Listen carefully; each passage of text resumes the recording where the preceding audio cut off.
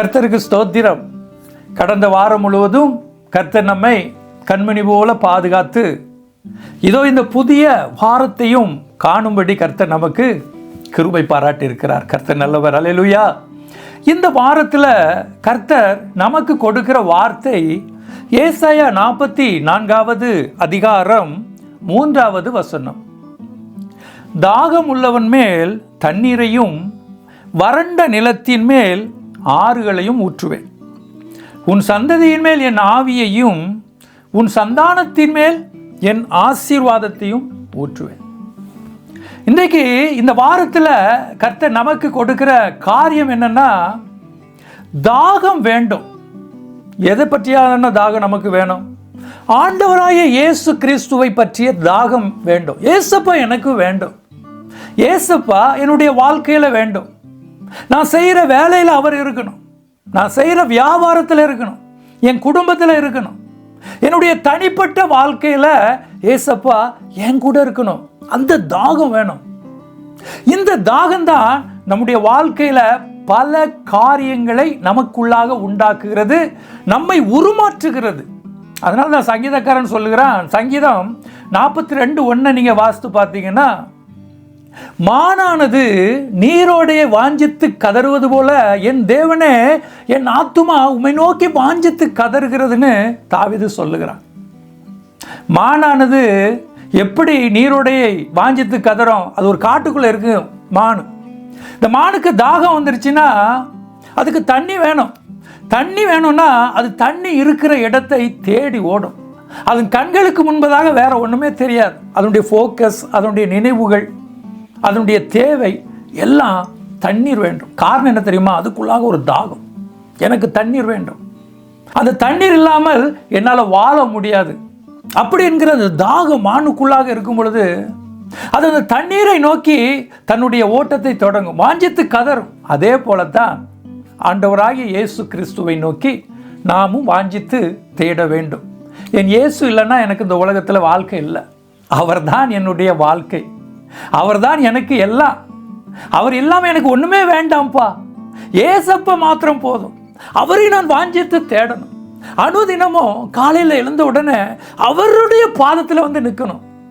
என்னுடைய வாழ்க்கை, என்னுடைய நாட்கள் முழுவதும் ஏசப்பா ஏசப்பா ஏசப்பா இந்த உன்னதமான நாமத்தை நம்ம பற்றி கொண்டு நம்ம ஓடும் பொழுது நம்முடைய வாழ்க்கையில் பல காரியங்களை கர்த்தர் நமக்குள்ளாக செய்ய ஆரம்பித்து விடுகிறார். இன்னைக்கு அநேகருடைய வாழ்க்கையில் தாகம் இருக்கிறது. என்ன தாகம்? உலகத்தை பற்றி தானே தாகம்.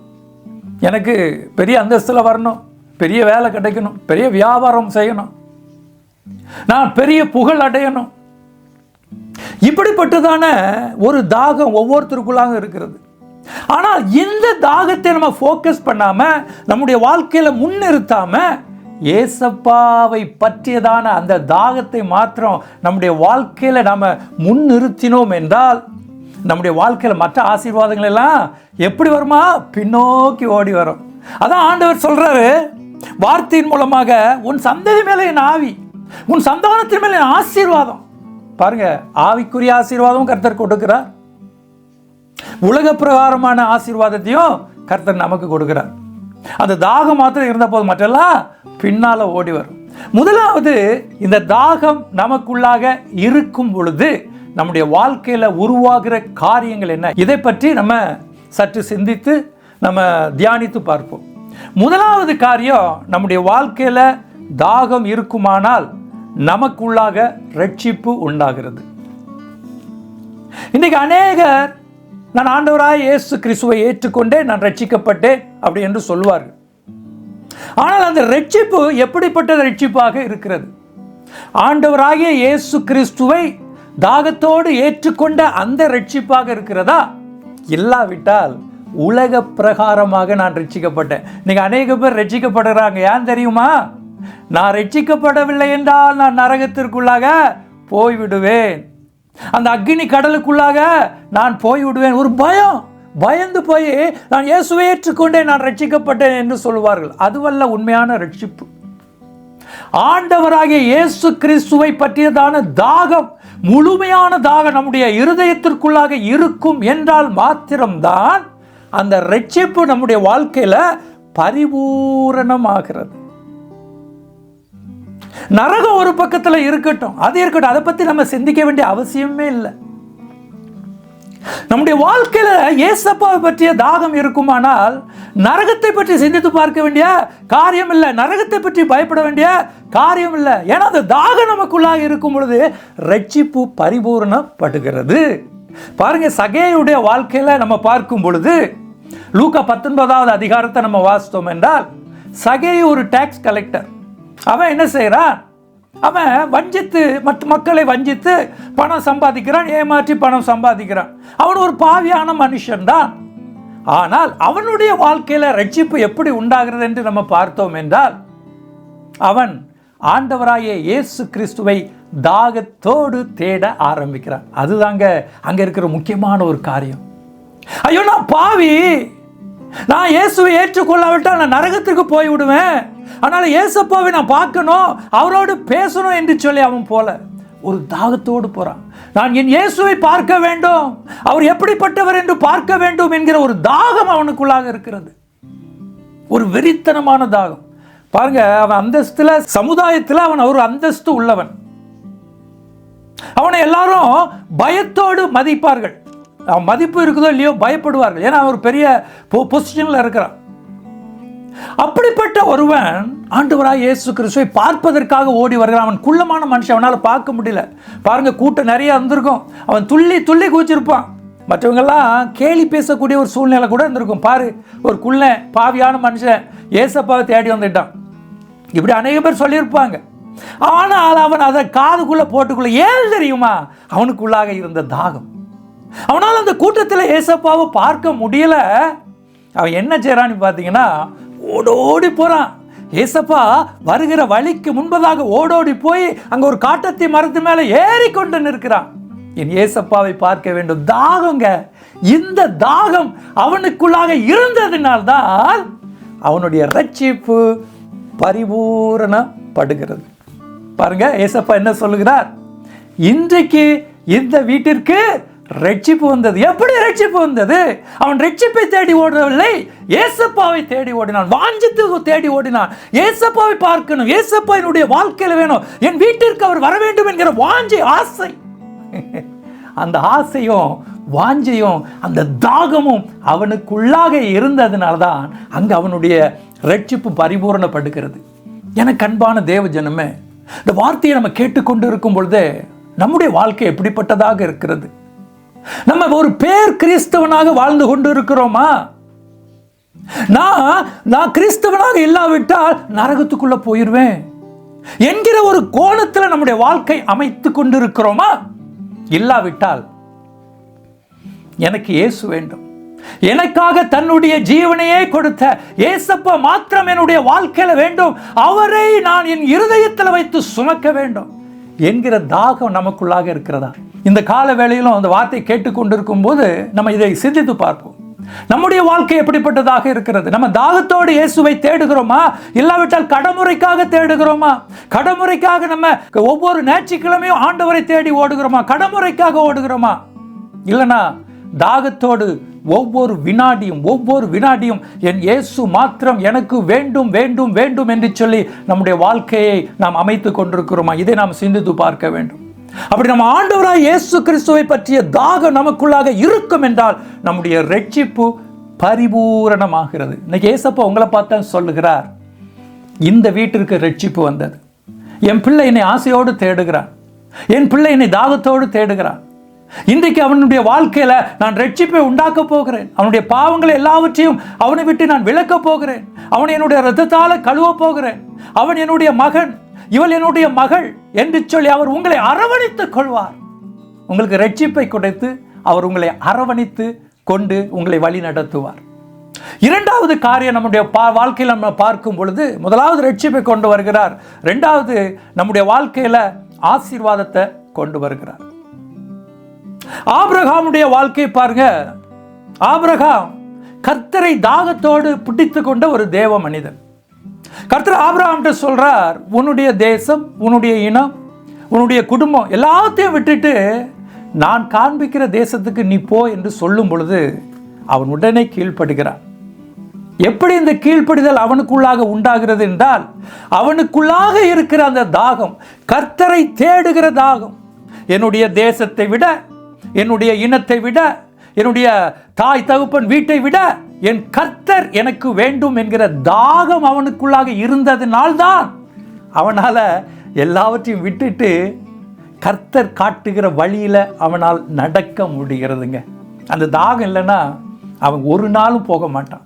இவ்வளோ நாள் வசதியாக வாழ்ந்தாச்சு, என்னை சுற்றிலும் என்னுடைய தேசத்தின் மக்கள் இருக்கிறாங்க, என்னுடைய சமுதாய மக்கள் இருக்கிறாங்க, என்னுடைய குடும்பத்தார் இருக்கிறாங்க, என்னுடைய தாய் தகப்பன் இருக்கிறாங்க, இவங்களெல்லாம் விட்டுட்டு நான் எப்படி போக முடியும் என்று அவன் நினைக்கவில்லை. ஒருவேளை உலகத்தின் மீது அவன் தாகம் வைத்திருந்தால் நிச்சயமாகவே அவன் நினைத்திருப்பான், கர்த்தருக்கு அவன் கீழ்ப்படியாமல் போயிருப்பான்.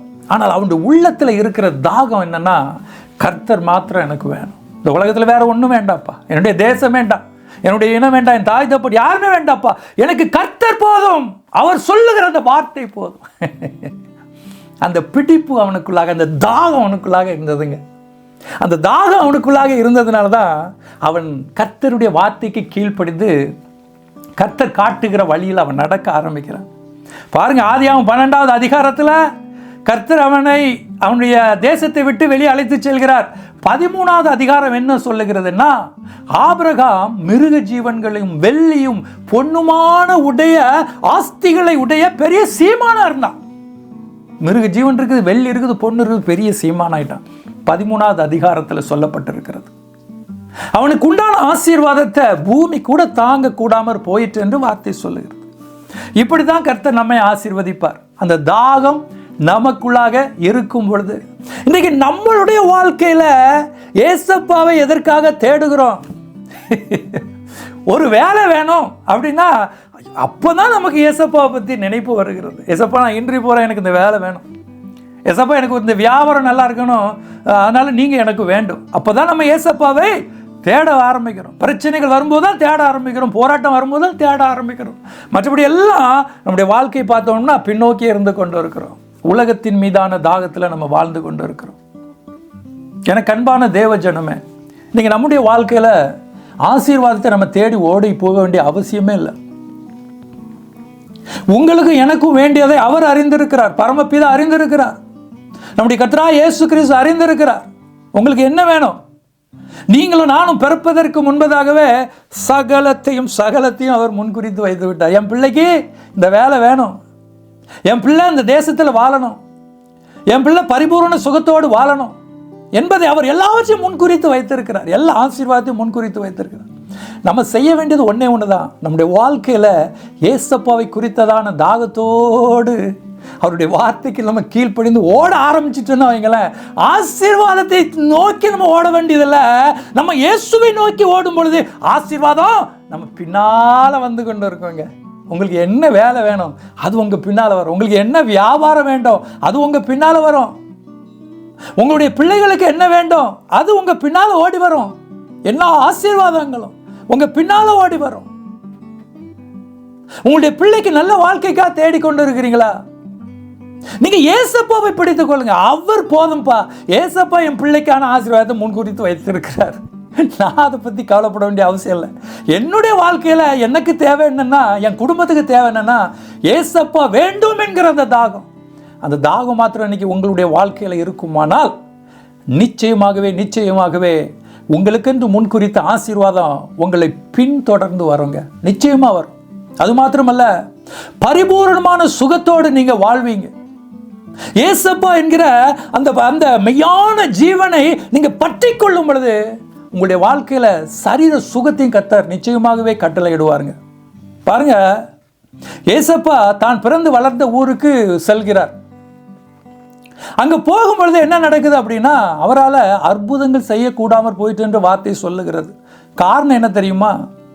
அங்க இருந்தவங்கெல்லாம் ஏசப்பாவை எந்த கோணத்தில் பார்க்கிறார்கள் என்றால், இவன் ஒரு தச்சு வேலை செய்தவனுடைய பையன் தானே, ஒரு கார்பெண்டருடைய மகன் தானே, இவனுடைய சகோதரி எல்லாம் நம்ம கூட தானே வாழ்ந்து கொண்டிருக்கிறாங்க, பின்ன என்ன இவன் தன்னை உயர்த்துகிறான், எப்படி இவனுக்கு இந்த காரியங்கள் வருகிறது என்கிற கோணத்தில் கர்த்தரை பார்க்கிறார்கள், ஏசப்பாவை பார்க்கிறார்கள். அங்க தாகம் இல்லை. அவர் ஒரு அக்னிமயமான வல்லமை உடைய தேவன், வல்லமை உள்ள ஆண்டவர், வல்லமை உள்ள கர்த்தர், அக்னிமயமானவர். ஆனால் அந்த அக்னிமயமான அந்த கடவுளிடத்திலிருந்து அவங்க ரிசீவ் பண்ண முடியல, அந்த அற்புதங்களை ரிசீவ் பண்ண முடியல. காரணம், அங்க தாகம் இல்லை. இந்த தாகம் இருந்தாதான் நம்முடைய வாழ்க்கையில எப்படி இருக்கும்? பெட்ரோலா நம்ம மாறும். அக்னி அங்க இருக்குது, பெட்ரோல் என்கிற அந்த விசுவாசம். Oh my God, thank you Lord Jesus. Hallelujah, hallelujah, praise the Lord, praise the Lord. அக்னிமயமான ஆண்டவராய் இயேசு கிறிஸ்துவை நம்ம வாஞ்சித்து தேடும் பொழுது பாருங்க, ஒரு சின்ன துளி, நெருப்பு துளி போதும், பெட்ரோல் இருந்தால் படாரி பத்திக்கொள்ளும். அதே போல தான் நம்முடைய வாழ்க்கையில் நம்ம அற்புதங்களை ரிசீவ் பண்ணோம்னா, நம்முடைய வாழ்க்கையில் சரீர சுகத்தை ஆண்டவரிடத்தில் நம்ம பெற்றுக்கொள்ள வேண்டும் என்றால் அவர் மேலே நமக்கு உண்மையான தாகம் இருக்க வேண்டும்.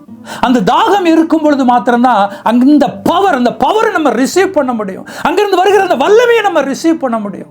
நம்முடைய வாழ்க்கையில தெய்வீக சுகத்தையும் நம்முடைய வாழ்க்கையில அற்புதங்களையும் பெற்று நம்ம ஆசீர்வாதமாக நம்ம வாழ முடியும்.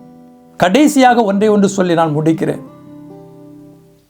நம்ம ஆண்டவராகிய இயேசு கிறிஸ்துவின் மேல் தாகம் கொள்ளும் பொழுது நம்முடைய வாழ்க்கையில எல்லாமே நடக்கிறதுங்க. தனிப்பட்ட வாழ்க்கையில ரட்சிப்பு வருகிறது, நமக்கு நல்ல ஆசீர்வாதத்தை கொடுக்கிறார், நம்முடைய சரீரத்தில் நல்ல சுகத்தை கொடுக்கிறார், நமக்கு வேண்டிய அற்புதங்களை செய்கிறார், எல்லாமே நடக்கிறது, ஓகே தான். ஆனால் அடுத்த கட்டமாக உங்களையும் என்னையும் அவர் அக்னிமயமாக மாற பண்ணுகிறார். அல்லேலூயா. உங்கள் மூலமாக கர்த்தர் பலரை ஆசீர்வதிக்க விரும்புகிறார். உங்க மூலமாக கர்த்தர் உங்களை கொண்டு அநேகருக்கு சுகத்தை கொடுக்க விரும்புகிறார். உங்களை கொண்டு அநேகருடைய வாழ்க்கையை மாற்ற விரும்புகிறார். இதுதான் நம்முடைய வாழ்க்கையில பிரதானமான ஒரு காரியம். பாருங்க, சவுலுடைய வாழ்க்கையில பாருங்க, சவுல் என்கிற ஒரு பெரிய கொடூரமான மனிதன், அவனை கர்த்தர் பவுலாக மாற்றுகிறார். அவன் என்றைக்கு இயேசுவை அந்த ஒளியாக பார்த்தானோ அன்றையிலிருந்து தன்னுடைய வாழ்க்கை முழுவதும் இயேசு இயேசு இயேசு இயேசு என்கிற தாகத்தை தவிர அவனுடைய வாழ்க்கையில் வேற ஒண்ணுமே இல்லைங்க, வேற ஒண்ணுமே இல்லை. வெறித்தனமான தாகம். என் இயேசுவுக்காக என்ன வேணாலும் செய்வேன்பா. அவனுடைய வாழ்க்கையில் எவ்வளவு அவஸ்தைப்படுகிறான் பாருங்க. சவுக்கடி படுகிறான், அவனுடைய வாழ்க்கையில சிறைச்சாலையில போடுறாங்க, கல்லால அடிக்கிறாங்க, செத்து போகிற அளவுக்கு அவனால கல்லால் அடித்து அவனை காயப்படுத்துறாங்க, சேதப்படுத்துறாங்க, அவனை சாகடிக்க முயற்சி பண்றாங்க. எத்தனையோ போராட்டங்கள், சொந்த ஜனங்களால போராட்டம், அந்நிய ஜனங்களால போராட்டம், இப்படி எத்தனையோ நெருக்கடிகள் வந்தாலும் அவன் இயேசுவை மாத்திரம் ஒரு நாளும் விடவே இல்லைங்க. பாருங்க, அவனுடைய சரீரத்தில் ஒரு பலவீனம் இருக்கிறது. ஆனால் கர்த்தர் சொல்லுகிறார், உன்னுடைய பலவீனத்தில் என்னுடைய பலன் பூரணமாக விளங்கும், என் கிருபை உனக்கு போதும் அப்படின்னு சொல்லிட்டார். ஐயோ ஏசப்பா என்னுடைய பலவீனத்தை நீக்கி போடலையேன்னு சொல்லி அவன் ஏசப்பா விட்டு விலகினானா? இல்லைங்க, ஒரு நாளும் விலகலை. என்னுடைய வாழ்க்கையில் என் இயேசு மாத்திரம் போதும், என்னுடைய வாழ்க்கையில் என் இயேசு மாத்திரம் போதும் என்கிற வெறித்தனமான தாகம், அந்த தாகம் அவனுக்குள்ளாக இருந்ததுனால தான் அவனை ஒரு அக்னிமயமாக கர்த்தர் மாற்றுகிறாருங்க.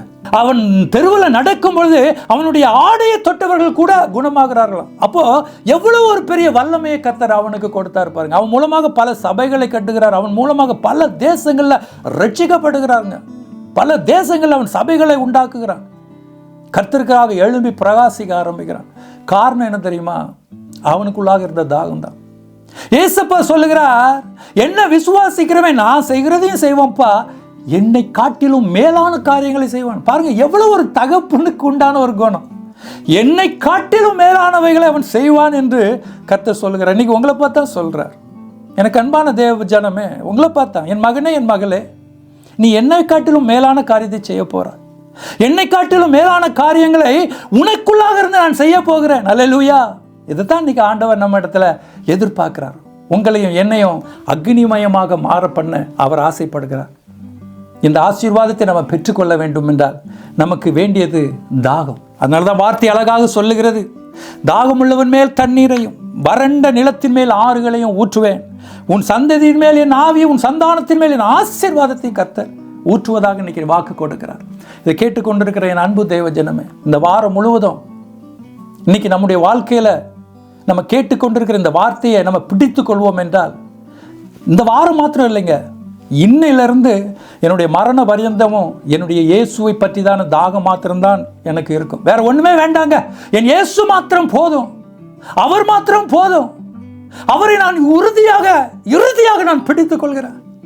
என் வாழ்க்கையில் எவ்வளவுதான் கஷ்டங்கள் இருக்கட்டும்ங்க, நெருக்கடிகள் இருக்கும், போராட்டங்கள் இருக்கட்டும், அதெல்லாம் பற்றி நான் கவலைப்பட போவதில்லை. நான் இந்த உலகத்தில் நான் பிறந்திருக்கிறேன் என்றால் என் இயேசுவுக்காக நான் பிறந்திருக்கிறேன். நான் இந்த உலகத்தின் காரியங்களை, இந்த உலகத்தில் கர்த்தர் எனக்கு வைத்திருக்கிற திட்டங்கள் எல்லாவற்றையும் முடிப்பதற்காக என்னை இந்த உலகத்தில் அவர் பிறக்க வைத்திருக்கிறார். இயேசு மாத்திரம் போதும், அவருடைய காரியத்தை நான் செய்வேன், மற்றதெல்லாம் அவரே எனக்கு பார்த்துக்கொள்வார் என்கிற அந்த வாஞ்சியும் தாகமும் இன்றைக்கு உங்களுக்குள்ளாக இருக்கும் என்றால் நிச்சயமாகவே கர்த்தர் உங்களை ரட்சித்து உங்களுக்கு இந்த உலகத்திற்கு வேண்டிய தேவையான ஆசீர்வாதங்களை கொடுத்து, உங்கள் சரீரத்தில் நல்ல சுகத்தை கொடுத்து, உங்களை ஒரு அக்னிமயமாக மற்றவர்களுக்கு ஆசீர்வாதமாக கர்த்தர் அவரை போலவே உங்களை மாற்ற விரும்புகிறார். இன்னைக்கு நம்ம ஒப்பு கொடுப்போமா? ஆண்டவரே, என்னுடைய வாழ்க்கை முழுவதும் நான் ஒப்பு கொடுக்கிறேன் சப்பா, நான் உமக்காக வாழ்வேன், உம்மை மாத்திரமே நான் பிடித்துக் கொள்வேன் என்று சொல்லி இன்னைக்கு நம்ம ஜெபத்தில் நம்ம ஒப்பு கொடுக்க போறோம். கர்த்தர் இந்த ஜெபத்தின் மூலமாக உங்களுடைய வாழ்க்கையில பெரிய காரியத்தை செய்ய போகிறார். ஜெபிப்போம். எங்களை மிகவும் அதிகமாக நேசித்து ஆசீர்வதித்து கரம் பிடித்து வழி நடத்தி வருகிற எங்கள் அன்பின் பரலோக தந்தையே, இந்த நாளுக்குரிய வார்த்தைக்காக நன்றி சுவாமி. இந்த நாளிலும் அற்புதமான வார்த்தையை கொடுத்தீங்க சுவாமி. தாகம் உள்ளவன் மேல் தண்ணீரை ஊற்றுவேன். யார் யாரெல்லாம் என் மேல தாகமாக இருக்கிறார்களோ அவர்கள் மேல என் ஆவியை ஊற்ற போறேன். அவர்கள் சந்ததியை ஆசீர்வதிக்க போறேன். அவர்கள் சந்தானத்தை நான் ஆசீர்வதிக்க போகிறேன். என் அன்பின் ஆண்டவரே, இந்த வார்த்தையை கேட்டுக்கொண்டிருக்கிற ஒவ்வொரு பிள்ளைகளையும் உடைய கரத்தில் நான் ஒப்புக் கொடுக்கிறேன். இன்னைக்கு அவருடைய வாழ்க்கையில பல தேவைகள் நிமித்தமாக இன்னைக்கு உண்மை நோக்கி கொண்டிருக்கிறார். என்னால் இந்த பாவத்தை விட முடியல, என்னால் இந்த சாபத்திலிருந்து வெளியே வர முடியல, நான் நெருக்கப்பட்டு கொண்டு இருக்கிறேன், நான் கஷ்டப்பட்டு கொண்டிருக்கிறேன் என்று சொல்லி கண்ணீரோடு இந்த வார்த்தையை கேட்டுக்கொண்டு இருக்கலாம். நான் ஒரு ஆசீர்வாதத்திற்காக நான் எதிர்பார்த்து கொண்டு இருக்கிறேன். நிறைய நாட்கள் எதிர்பார்த்து கொண்டு இருக்கிறேன், காத்திருக்கிறேன். ஆனா எனக்கு இன்னும் என்னுடைய ஆசீர்வாதம் கிடைக்கல. இன்னும் நான் எதிர்பார்த்திருக்க காரியத்தில் ஒரு வெற்றி இல்லை, நான் சோர்ந்து போயிட்டேன் என்று சொல்லி இன்னைக்கு இந்த வார்த்தையை கேட்டுக்கொண்டு இருக்கலாம். என்னுடைய சரீரத்தில் ஒரு சுகத்திற்காக நான் காத்திருக்கிறேன், ரொம்ப நாளாக காத்திருக்கிறேன், வருஷம் முழுவதும் காத்திருக்கிறேன். இன்னும் என்னுடைய சரீரத்தில் பரிபூர்ணமான விடுதலை இல்லை என்று சொல்லி ஒரு கலக்கத்தோடு கண்ணீரோடு இந்த வார்த்தையை கேட்டுக்கொண்டு இருக்கலாம். இல்லாவிட்டால் நான் இயேசுவுக்காக வைராக்கியமாக வாழணும், வைராக்கியமாக நான் ஊழியங்கள் செய்யணும். என்னுடைய ஊழியத்தில் மாற்றங்களே ஏற்படவில்லை, என்னுடைய ஊழியத்தில் வளர்ச்சி இல்லை. நான் ஆவிக்குரிய ஒரு ஆசீர்வாதத்திற்காக எதிர்பார்த்து கொண்டிருக்கிறேன், இன்னும் எனக்கு கிடைக்கல. இப்படியாக இந்த காலை வேளையில் இந்த நேரத்தில் உம்மை நோக்கி இந்த பிள்ளைகள் காத்து கொண்டிருக்கலாம், அந்த வார்த்தையை கேட்டு கொண்டிருக்கலாம். யார் யார் எந்தெந்த காரியத்திற்காக காத்து கொண்டிருக்கிறார்களோ, யார் யார் என்ன சூழ்நிலையில கடந்து கொண்டிருக்கிறார்களோ அதையெல்லாம் நீர் பார்த்து கொண்டிருக்கிறேன். இந்த நாளில் அந்த ஆசீர்வாதங்களை பெற்றுக்கொள்ள ஒரே ஒரு காரியத்தை இயேசப்பா எங்களுக்கு நீர் போதித்து வழி நடத்தி வருகிறீர். அதுதான் தாகம். உங்க பேரில் அந்த தாகத்தை நாங்கள் வைக்கும் பொழுது இதோ பார்த்து கொண்டிருக்கிற பிள்ளைகள் இந்த வார்த்தையை கேட்டு என் இயேசு எனக்கு போதும் அப்பா, என் இயேசுவை நான் பிடித்துக் கொள்வேன் என்று வைராக்கியத்தோடு யார் யாரெல்லாம் இந்த கால வேளையில ஒப்பு கொடுக்கிறார்களோ அவர்கள் மேல உம்முடைய வல்லமை இயேசு கிறிஸ்துவின் நாமத்தினால இறங்கும்படியாக ஜெபிக்கிறேன். பரிசுத்த ஆவியானுடைய வல்லமை இறங்குவதாக உம்முடைய ஆவியை நீர் அவர்கள் மேல் ஊற்றும்படியாக ஜெபிக்கிறேன். அவருடைய வாழ்க்கையின் சூழ்நிலைகள் மாறி போகட்டும் சுவாமி. அவர்கள் விட முடியாத பாவங்கள் அவர்களை விட்டு விலகட்டும். அவர்களை தொடர்ந்து வருகிற சாபங்கள் விலகட்டும். அவர்களை நீ ரட்சிப்புக்குள்ளாக வழி நடத்தி அவர்களுக்கு வைத்திருக்கிற அந்த ஆசீர்வாதங்களை, ஆபிரகாமுக்கு முன்குறித்த ஆசீர்வாதங்களை நீர் கொடுத்து அழகு பார்த்தது போல் இந்த பிள்ளைகளையும் நீர் அழகு பார்க்க போவதற்காக நன்றி. உம்முடைய வல்லமை இவர்கள் மேல் பாய்ந்து சென்று இவருடைய சரீரத்திற்குள்ள வியாதிகள் எல்லாம் நீக்கி போடுவதற்காக நன்றி சுவாமி. அது மாத்திரமல்ல சுவாமி, ஒவ்வொருவரையும் நீர் பயன்படுத்தும்படியாக ஜெபிக்கிறேன். அக்னிமயமாக இவர்களை மாற்றும். உம்முடைய ஒளியை பிரகாசிக்கிறவர்களாக, உம்மிடத்திலிருந்து அந்த ஜீவ ஒளியை பெற்றுக்கொண்டு அந்த ஒளியின் மூலமாக மற்றவர்களை பிரகாசிக்க செய்கிறவர்களாக, மற்றவர்களுடைய வாழ்க்கை மாறும்படி செய்கிறவர்களாக, மற்றவர்களை இரட்சிப்புக்குள்ளாக வழிநடத்துகிறவர்களாக நீர் ஒவ்வொருவரையும் மாற்றும்படி இயேசு கிறிஸ்துவின் நாமத்தில் ஜெபிக்கிறேன் எங்கள் நல்ல பிதாவே. ஆமென்.